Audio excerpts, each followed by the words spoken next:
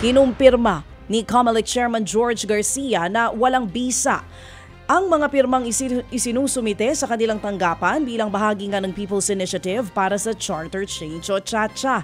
Kasunod din ang pahayag ni election lawyer Romulo Macalintal na walang evidentiary value ang mga nakalap na lagda dahil dapat umanong maghain muna ng petisyon para sa People's Initiative.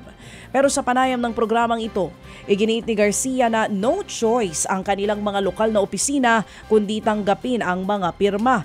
Nakasaad daw kasi ito sa COMELEC Resolution 10650 na bahagi ng initial phases ng People's Initiative. Maaari daw ilakip ang mga ito oras na ihain ang petisyon para sa PI. Walang bisa talaga yung mga signatures na wala pa nga pong kwenta lang lahat ng yan. Sapagkat wala pong pinagkaiba yan, Sir Ted, sa isang tao na nagpapareceive lang ng isang sulat sa local COMELEC namin, and therefore, wala po kaming diskresyon tanggihan yung mga signatures na yan dahil nga sa may guidelines po naman kasi na umiira. Ted Filon at DJ Chacha ngayon nasa Radyo 5 92.3 News FM Monday to Friday 6 to 10 a.m.